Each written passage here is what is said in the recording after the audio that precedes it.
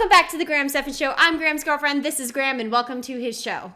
Awesome. Great introduction. Okay, so this is actually a really cool video. This is actually something that I filmed myself. It's a financial money quiz. And as I was editing it, I thought the video was like rather boring. And then I'm looking at Graham's girlfriend, and I was like, wait a second, this would be so much better if you took the money quiz. Because I mean, it's obvious, like, I'm going to excel at this money quiz. I'm going to pass this money quiz. So it's not really that surprising, but you, on the other hand, we got to see how you do on this financial money quiz. Before we get into this, I just want to say I am very open to learning about finances. I don't know how I'm going to do on this quiz. I feel like the basic concepts I kind of have down, but when it comes to actual names of things, and also just because I'm horrible at names of things, I'm probably not going to do that well, but I'll understand the concept. Well, this starts with the title. Less than 3% of Americans can pass this 6-question money quiz. So it's only 6 questions that you have to pass. That's even worse because I feel if I had more questions, I would do better than 6 questions because either I miss 2 and I fail. So let's start with the first one, though. I know you're going to pass this one. I would really hope that you would pass this one. And by the way, these are great questions to ask any significant other. I feel like this is the test that you have to give anyone that you're with. Even on a first date, I feel like this would be such a great, actually, before you even go on a first date, you should be like, by the way, let me know how you do on this 6-question money quiz, and then see what they do. So we're going to start out with the first one, okay? Stress. Yeah. Number 1, what are the 3 major credit card bureaus? A, Capital One, Bank of America, and JP Morgan. B, Deloitte, KPMG, and Ernst & Young. C, Fannie Mae, Freddie Mac, and Sallie Mae. D, FICO, Moody's and Fitch. E, TransUnion, Equifax, and Experian. F, Visa, MasterCard, and American Express. I think I know which one it is, but I'm going to kind of knock these out. Capital One, Bank of America, those are just banks in general. Deloitte, I know, is a big, what's it called? It's a big accounting firm, so I know it's not that. Fannie Mae, I don't remember what that is, but it doesn't sound right. FICO, okay, I know what a FICO score is. That seems pretty legitimate, so I'm going to leave that one in. TransUnion, Equifax, and Experian. I know what Equifax is, and that seems like another one. So kind of between D and E, and then F, Visa, MasterCard, and American Express. If I chose this one, Graham would break up with me right now. So I know it's not that one. I really think you're going to pass this one. I'm guessing it's E, right? Is that your final answer? Oh my gosh, you're stressing me out. I know it's one of those two. You just say final answer. Final answer, E?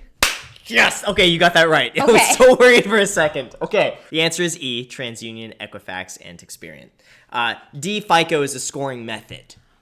That's right. Okay. Yes, because you get your FICO score. Yep, that's it. Okay. Number 2 is something that tripped me up a little bit, okay? Because when I was doing this, it's a little confusing. So really think this through how the question is worded. 2, true or false? A 401k refers to a tax credit for retirement. It's worded a little weird, so if you don't get this one right, I'll understand because it's worded a little incorrectly. But true or false? True? Why do you say true? Well, it depends, because if it was a Roth 401k, then I'm struggling with this. I feel it's true, though. Oh. False.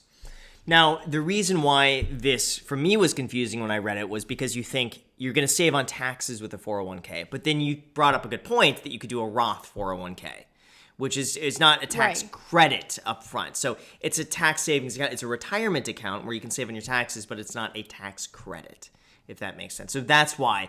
But you're okay. 51.8% of respondents answered correctly. So basically it's half of people. Yeah, so if I lose another question, I get a D on this. I know it's a retirement savings account, but I didn't know if that's a specific coding for what, it would be counted as later in life, how you'd be taxed on it. So it's like, oh, maybe that's it. I get that one. Okay. Number 3, of the following, what best describes what APY is? It's another one that when I read this through, it's a little confusing. You can whittle it down, but here are the ways. A, adjusted prices for inflation. B, annual rate charged for borrowing or earned by an investment. C, annual rate of return accounting for compounding interest. D, annualized principal payment amounts. E, annuity payout per year. F, automated payment. Right off the bat, no, it's not automated payment. I'm so bad with acronyms, by the way. Like, horrible. I'm really bad at remembering like the names of things. I can remember a concept of how anything works. Super easy. You see APY all the time. I'm going to give you some hints. You see it. Credit cards, right? And also with something else that you... Bank accounts. Yes. So given that you've seen it on those two things, what makes sense? The only thing that's tripping me up is that's the actual like acronym right there. But I could see them trying to throw in a curveball by putting that. I think it's C. Final answer?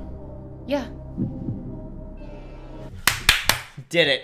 I was shaking inside. I was like, please say C, please say C. Final answer. Okay, good.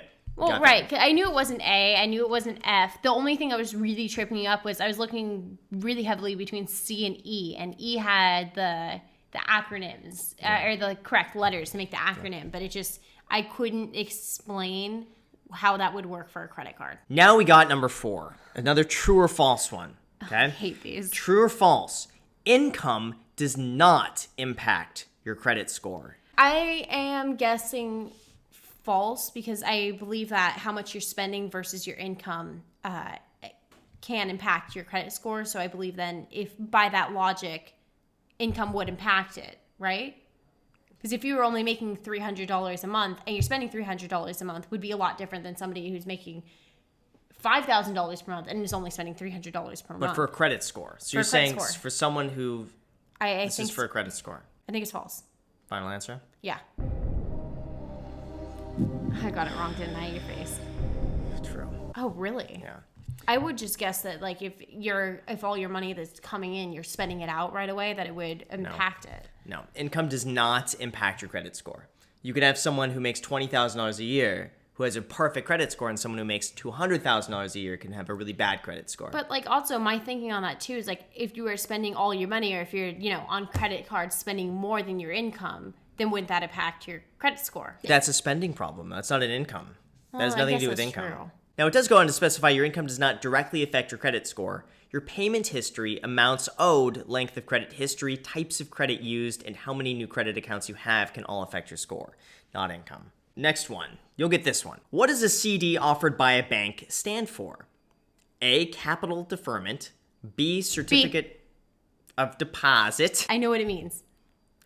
Final answer? Are you serious?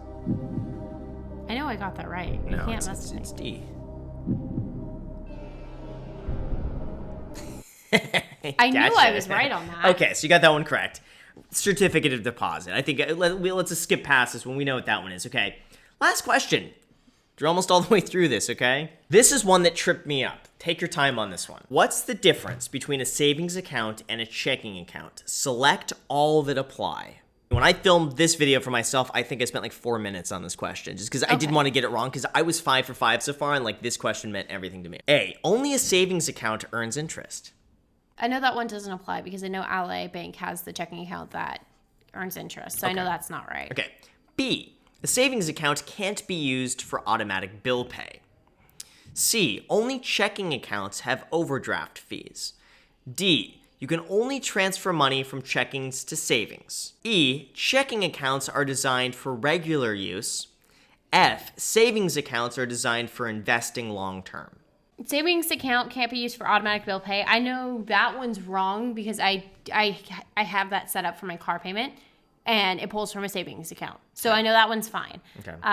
Only checking accounts can have overdraft fees. That is not right, if I recall correctly, because I remember when I opened up my Ally account, it said something about overdraft. Okay. You can only transfer money from a checking account to a savings. That's like stupid, and I think if you got that wrong, then like you really need to evaluate your finances. Okay. Checking accounts are designed for regular use. I think that one depends on what you define regular use as. Savings account are designed for investing long term. I don't really feel like they are because their interest rate is lower than inflation. So I would say for long term, it's not really designed for that because, most accounts don't even keep up with inflation.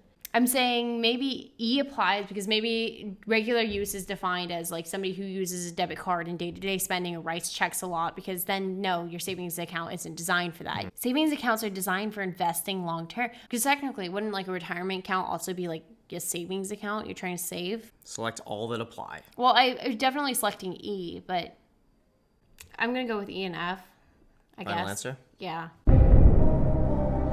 Really? You got it. This one tripped me up. I honestly thought you were going to get this wrong because my reasoning is I almost didn't want to say F because I figured like you're not investing in a savings account, but I figured select all that apply. The question would imply that like I need to select more than one. So it was like that's the only other one that makes sense.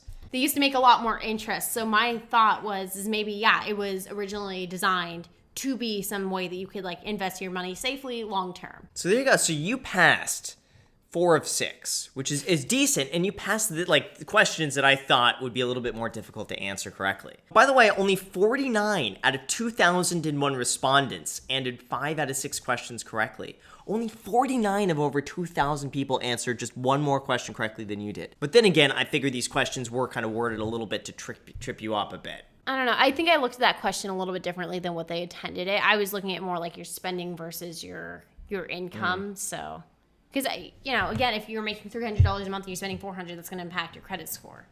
And that was more my like. Well, there's a lot of cases where it wouldn't. If you're making $20,000, you're spending $1,000 a month. If you're making $10,000, you're spending $1,000 a month. It's not going to impact it. My thinking was, if you're spending more than what you're making, that would be your income affecting. Yeah. I saw this as a person making $100,000 is going to have a higher credit score than someone making 50. Which is not the case. Yeah, I definitely didn't see it that way. It was just like in the case of somebody spending more than they make, then it would affect it. But otherwise, you did a great job. You didn't fail. You didn't fail the money quiz. How did you guys do? Let us know down below in the comments. Hopefully you followed along. And let us know how you did down below. And by the way, I'm going to post the link to this if you guys want to maybe trip up your friends and your girlfriends and your family members and your significant others if you want to trip them up and see how they do on the money quiz. I got a D. Any words of wisdom for anybody watching? Watch more of Graham Stephan's videos on his main channel to learn more information and to score better than I did because it shouldn't be that difficult. So with that said, you guys, thank you so much for watching. I really appreciate it. As always, if you guys enjoy videos like this, make sure to smash the YouTube algorithm for the like button. Also make sure to comment down below and let us know how you did. Subscribe.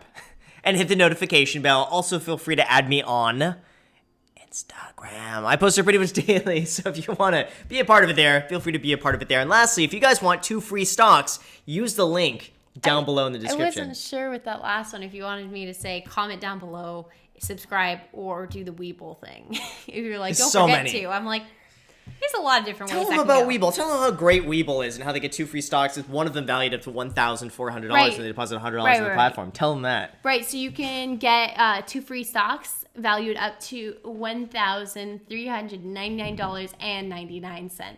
Plus a penny. No. Yeah, you can do that. Graham really appreciates it. You should deposit $100 in. Wink, wink. Nudge, nudge. You're going to have to cut that out. All right, yeah. Yeah, so you should do that. I mean, it's a pretty easy to use platform. I have it personally. I already had a retirement account with way too much for me to pull anything out through Fidelity, but I also like using Robinhood and Weeble. I feel like Weeble is fairly easy to use, and their customer support has always seemed to be really responsive, so... Yeah. Thumbs up. Let me know what 2 free stocks you guys get. Thank you so much for watching, and until next time.